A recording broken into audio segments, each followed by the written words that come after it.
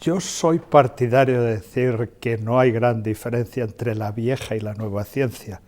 Lo que soy partidario de decir es que durante el siglo XVI y XVII se revitaliza el pensamiento original griego y toma otras derroteros. Fundamentalmente lo que se hace es privar a la que se puede llamar ciencia antigua, es decir, la alquimia, la ciencia aristotélica, de los asuntos creenciales. Y entonces lo que se empieza es a intentar introducir en el pensamiento, reintroducir, después de los filósofos presocráticos, el rigor y la lógica. ¿Qué cuestiones inciden? Pues fundamentalmente incide la disminución del pensamiento teocrático, el que se empiezan ya a tolerar que haya una serie de personas que tienen actividades, pero también son capaces de pensar por sí mismos, y las necesidades de los nuevos imperios con respecto a la ciencia. Desde ese punto de vista, pues es importantísimo en la nueva ciencia el descubrimiento de América, claro, que supuso un cambio radical en la manera de ver el mundo, en la manera de... y no solo en la manera de ver el mundo, sino en la economía y en la tecnología. El pensamiento científico es el conocimiento de la naturaleza dentro de la cual está el hombre, por medio del rigor, por medio de la lógica y apartado de circunstancias mitológicas y creenciales. Eso es. Y parece muy complicado, pero en realidad es muy sencillo.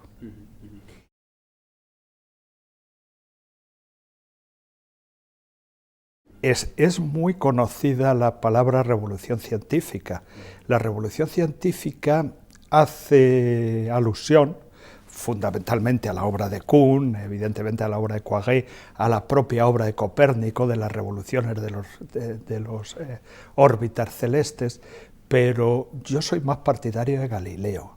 Galileo decía que somos enanos, pero cabalgamos a hombros de gigantes. Es decir, Galileo daba una visión cultural, evolucionista de la ciencia. Ni durante el Renacimiento ni durante el Barroco se produjo un cambio de paradigma revolucionario.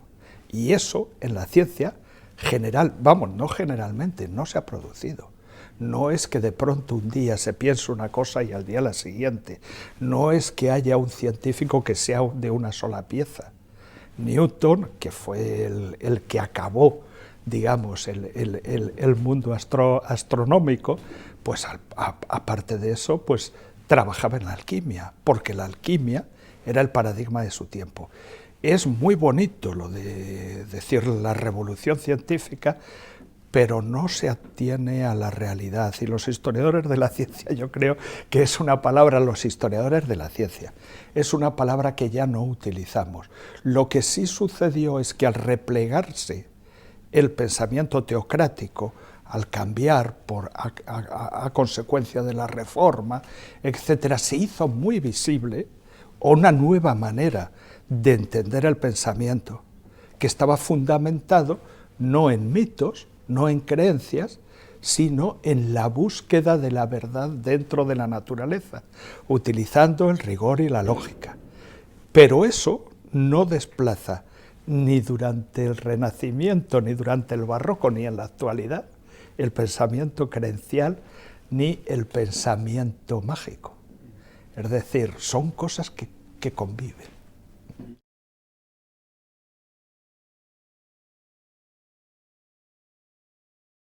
Es obvio que la ha habido, ¿no? Eso no se puede negar, pues ha tenido la tensión derivada de que son formas de conocimiento distintas. Es decir, ha habido alguna gente dentro de la religión, fundamentalmente la religión cristiana, como San Alberto Magno o Santo Tomás, que quisieron las dos vías, pero por una serie de circunstancias ya sabe usted que el copernicanismo fue muy bien recibido entre los católicos y muy mal entre los protestantes, pero precisamente con Galileo, por una serie de circunstancias políticas, por un error político de los pocos que ha cometido, yo creo, la Iglesia romana, y no se lo digo desde el punto de vista personal creencial, sino desde el punto de vista historiador, pues cometió un error político, y ya sabe usted que a Galileo le condenaron 7 de los 10 cardenales, le condenaron porque él publicó su libro cuando estaba Urbano VIII, que era compañero suyo en la Academia de los Linces y que seguramente entendía muy bien lo que decía Galileo, y hubo un momento de tensión y de ruptura. Esa tensión antieclesial, desde mi punto de vista, estalló, no desde mi punto de vista, estalló tremendamente durante la Ilustración y fue utilizada más que contra la creencia que sustentaba los regímenes absolutos. Es decir, es una tensión esencialmente política, por varias razones, pero fundamentalmente porque cuando las religiones se convierten en iglesias o se convierten en instrumentos de poder, quieren controlarlo todo.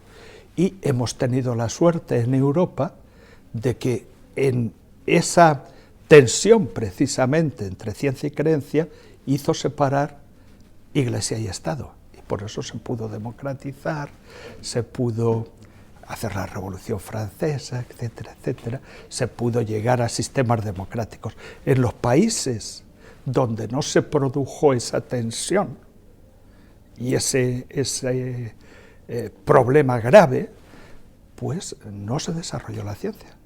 Entonces es bastante llamativo. Todos los países que han tenido un imperio han tenido ciencia y tecnología, y muy importante, y han sido pioneros en eso.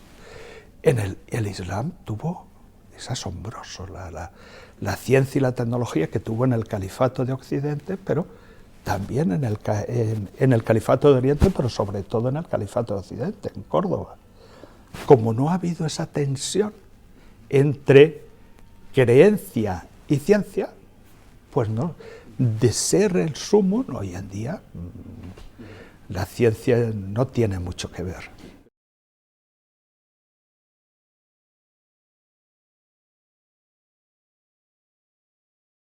Pues me parecen debates de narcisismos exacerbados, simplemente. Es decir, las creencias de cada cual son de cada cual.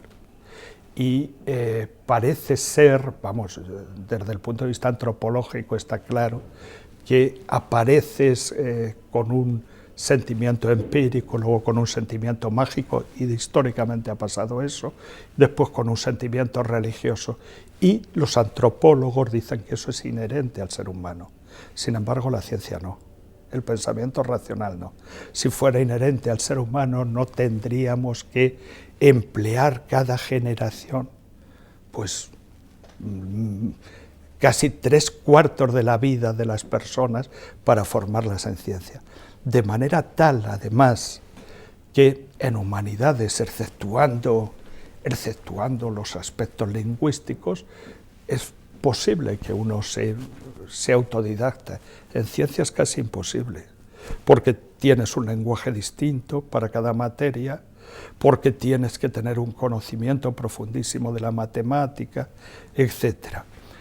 ¿Con esto qué quiero decir? Bueno, pues que los ateos fervientes pues son exactamente lo mismo que los gente que es muy intransigente con su religión.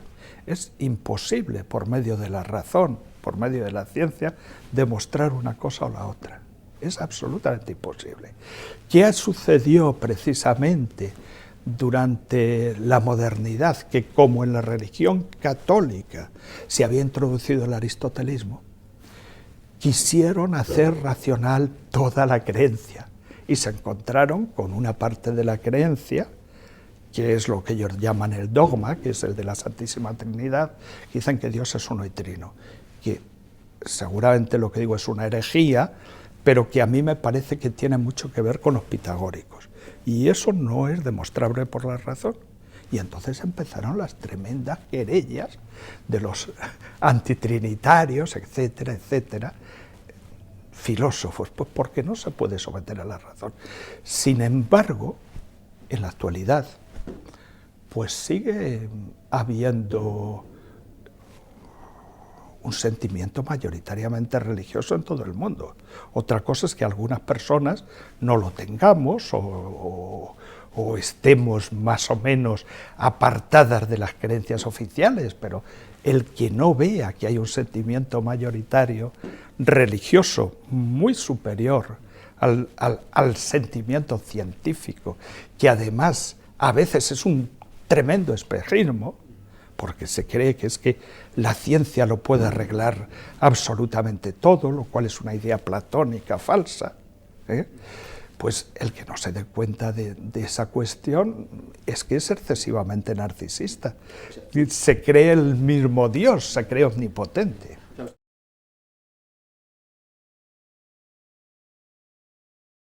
Yo no digo, no estoy hablando de esta religión, de las religiones que tenemos, del judaísmo, del cristianismo, del budismo. Lo que estoy absolutamente convencido es de que hay un sentimiento religioso importante en todos los seres humanos y que si desaparecen estas religiones, que todas las religiones tienen un tiempo limitado de vigencia, aparecerán otras, y que seguramente lo que dicen estos amantes exagerados de la ciencia, que se parecen mucho a los positivistas del siglo XIX, están imprimiendo un sentimiento religioso sobre sus propios conocimientos, diciendo que sus conocimientos son los únicos que pueden resolver las cosas. Yo creo que la ciencia es muy, muy importante, pero las humanidades son tan importantes como la ciencia. Yo tengo la fortuna de estar entre las dos culturas y yo sé que la ciencia da respuestas a una serie de cosas, tiene más preguntas que respuestas, como usted sabe perfectamente todavía, aunque hemos avanzado muchísimo, pero hay cuestiones, por ejemplo, con respecto a los sentimientos, que están sin contestar y que a lo mejor un día se contestarán, pero que son... el problema fundamental es que los científicos son extraordinariamente materialistas y no tienen en cuenta el mundo sentimental, y además se suelen reír de eso. Se suelen reír de Freud, de todas estas gentes que han intentado avanzar por otras vías que son las vías que formaban parte de la ciencia antigua.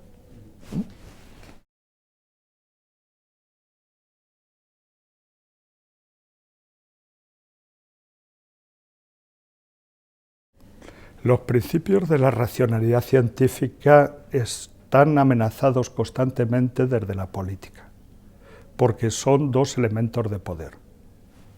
Punto. Es decir, están amenazados desde la Casa Blanca y están amenazados desde los bolcheviques que tenemos en España, están amenazados desde las extremas derechas europeas, etc. La ciencia da poder y, por ejemplo, hay una cosa clarísima, que es la medicalización. Nosotros ahora hacemos una serie de cosas porque creemos que son buenas para nuestra salud. Y los políticos utilizan esa teórica bondad para la salud para imponer modelos de vida. Modelos de vida con respecto a todo. Modelos de vida que fundamentalmente lo que hacen es limitar la libertad individual. Entonces, la historia de la ciencia lo que sirve es para dos cosas. Para decir que la ciencia necesita de tolerancia y de libertad. Entonces, donde no hay tolerancia y libertad, y parece que en Estados Unidos en este momento no lo hay, seguramente no por maldad, sino por ignorancia, pues la ciencia tiene problemas. y tiene problemas, puede tener, pero vamos, seguro que no los va a tener, ¿eh? Porque Estados Unidos es una superpotencia y la ciencia lo primero que se utiliza, y dejémonos de gaitas, es para la guerra. Lo primero que se ha utilizado siempre la ciencia es para la guerra. En la edad de hierro, los guerreros que tenían hierro ganaban a los que tenían piedra. Después los de pólvora, y en la actualidad es pura ciencia y tecnología, o sea que la ciencia no va a tener problemas. A lo mejor el medio ambiente sí, pero depende de lo económicamente rentable que le sean a las empresas del señor Trump. Si empieza a invertir en molinos de viento, de pronto será muy importante el cambio climático. Lo que sucede es que parece que es una persona pues especialmente narcisista y poco informada. Pero, repito, no menos que otros muchos políticos que tenemos en nuestra propia casa. La ciencia necesita de libertad y de tolerancia para su desarrollo. La historia de la ciencia proporciona, entendida como yo la hago, hay una historia internalista que interesa a los propios científicos, que consideran que la mente humana es una desde el principio hasta el final, y estudian su desarrollo. Yo estudio la ciencia en su contexto.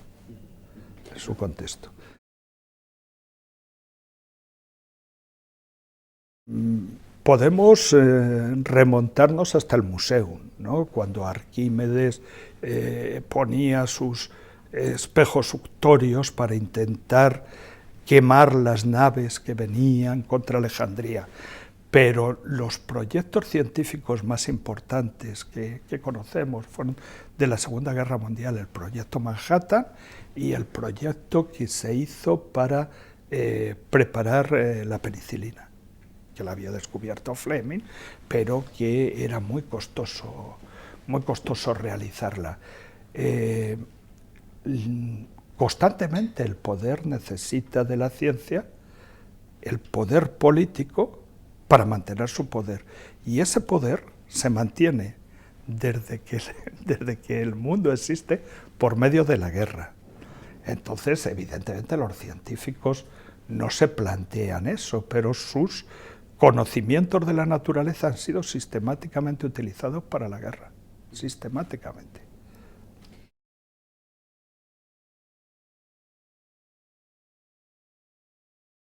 Yo creo que España tuvo un papel preponderantísimo en la ciencia durante la Baja Edad Media. Lo que usted me está preguntando es lo que normalmente se piensa, es así.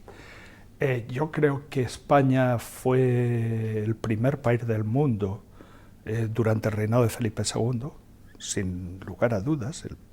No tanto, y también por los científicos que tuvo aquí, pero es que venían de todos los lugares del mundo.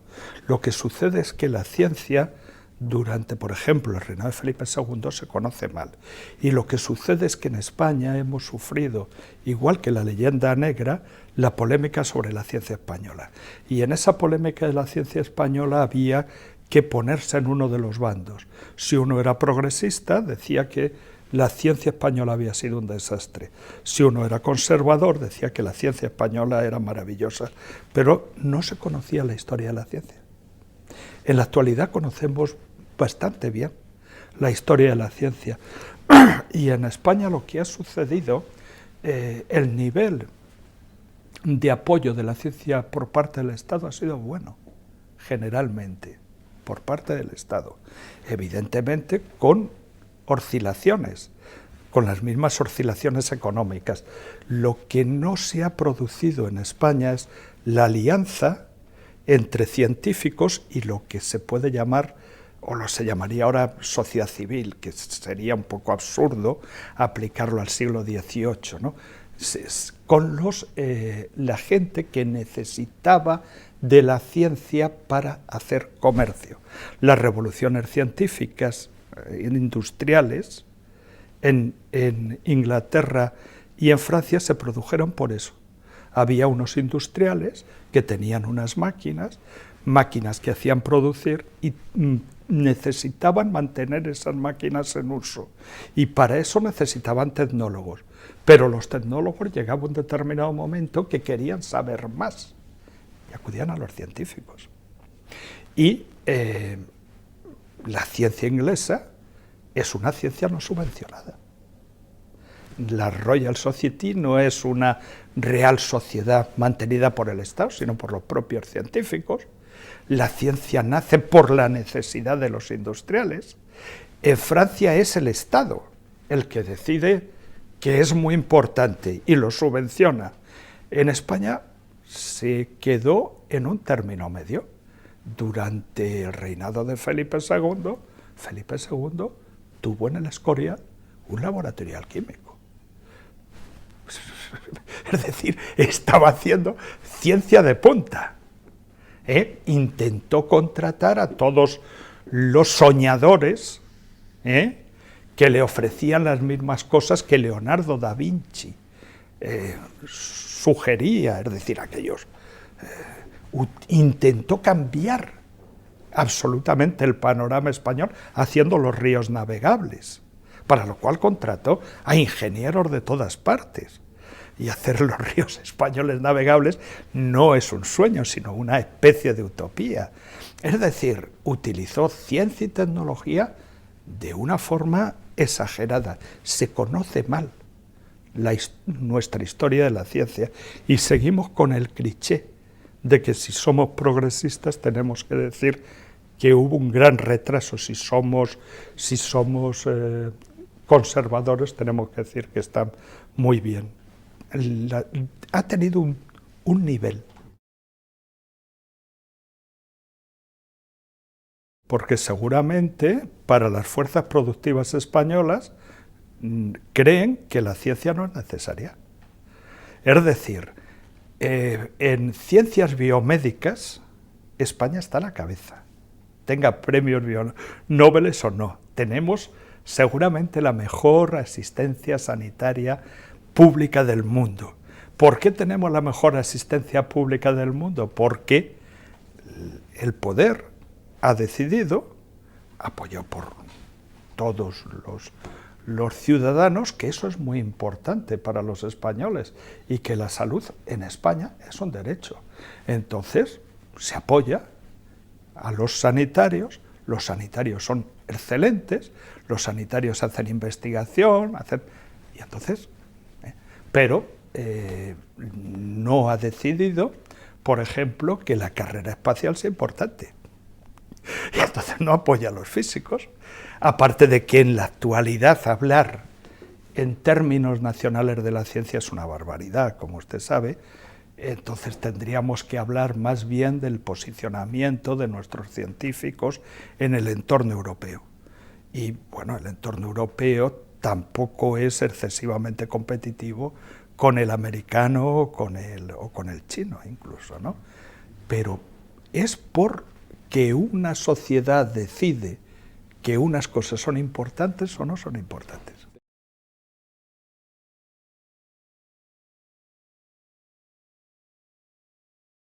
Se ocupó Ramón y Cajal y Rodríguez Carracido, ya en el siglo XIX, de explicar en dos trabajos que no había nada dentro de España que impidiera el cultivo de la ciencia para un español. Y son trabajos que parece que han pasado desapercibidos, pero decía que no había nada en la geografía, que no había nada en el clima, que no había nada en la alimentación, que no había nada en la cultura, que no había nada en la religión, que impidiera a un español ejercer la ciencia. Vuelvo a repetir, es una cuestión social. Si un muchacho que estudia políticas con no demasiadas luces es diputado del Congreso y gana más que un catedrático, pues están lanzando a la juventud un mensaje bastante potente. Es decir, porque resulta que los alumnos de físicas en la actualidad pues van a tener en este momento dificultades. Nuestros mejores alumnos, nuestros hijos, mi hijo concretamente, están exiliados, están trabajando fuera de España. Y si yo le pregunto 4 nombres de diputados jóvenes, pues seguramente no los conocerá, pero va a internet y que han resuelto su vida a los muy pocos años. Si le pregunto 4 nombres ya no de físicos, que sería más complicado, sino de médicos destacados, entonces la sociedad manda constantemente mensajes, de la misma manera que, pues que un catedrático de universidad pues gana menos que un militar o gana menos que un juez, ganando muy poco los militares. Y desde luego tienen muchísima menor consideración social. Y de la misma manera que cuando preguntamos por lo que sea de política o de ciencia a un intelectual, pues acudimos sistemáticamente a un expresidente o a un político. Pero muy difícilmente consideramos un intelectual a un científico. O un historiador, muy difícilmente. Y muy difícilmente nos interesa lo que piensa. Porque además tenemos nuestras ideas ya prefijadas sobre estos temas y no importa mucho más.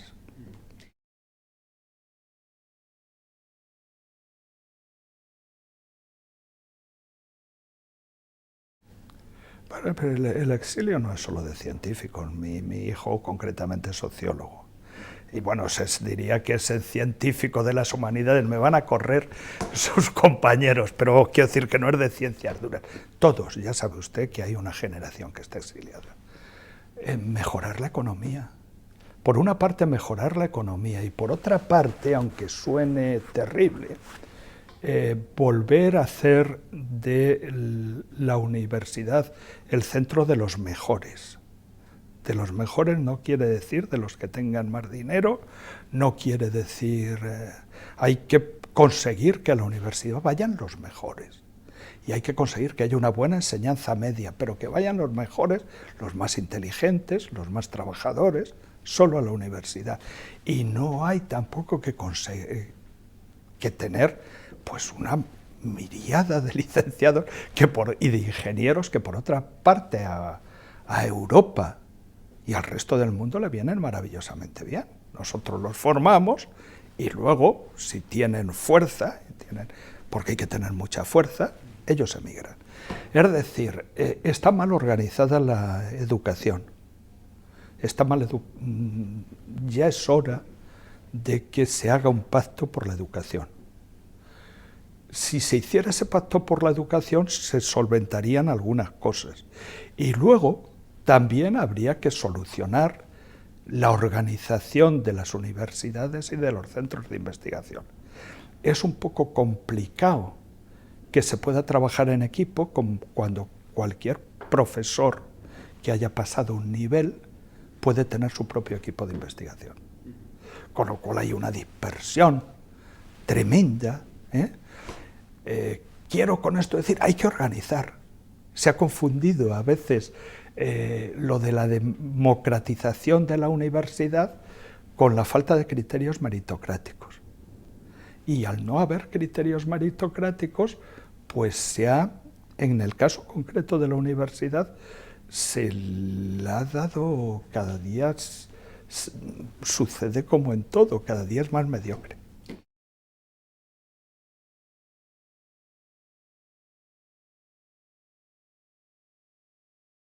Yo la veo con pena.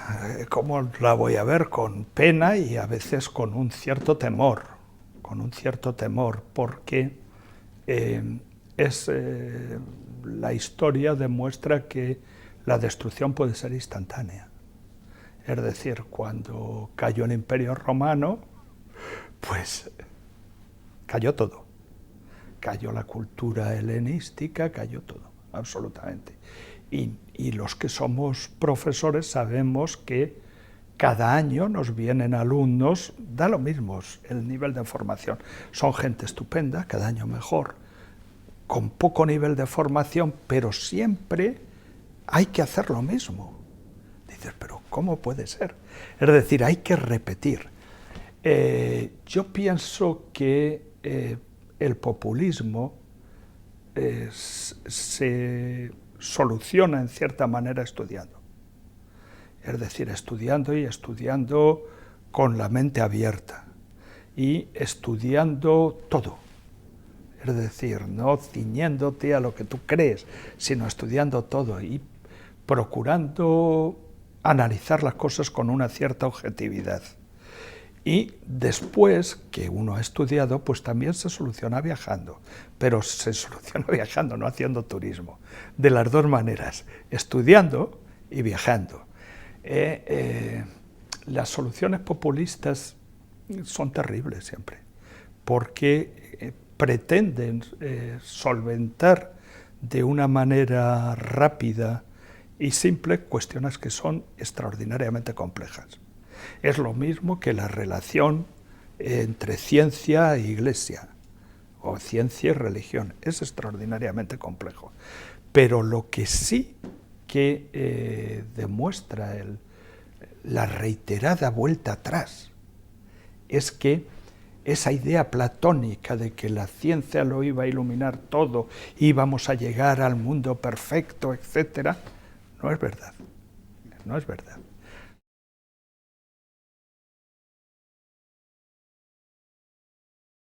A mí hay figuras que me atraen muchísimo. Una de las figuras que me atrae muchísimo es Paracelso, evidentemente, que es un personaje increíble, ¿no? Es un hombre que por una parte es muy conservador. Paracelso fue un cirujano renacentista alemán, que no hablaba latín, el cirujano es un artesano, y que hizo un cambio radical en la química y en la terapéutica. Y fue un permanente perdedor, es decir, se puso siempre perdió, ¿no? De manera tal que en un determinado momento pues también optó por los protestantes, pero optó por los protestantes de Münster, los anabatistas. Entonces le dieron siempre, pero siempre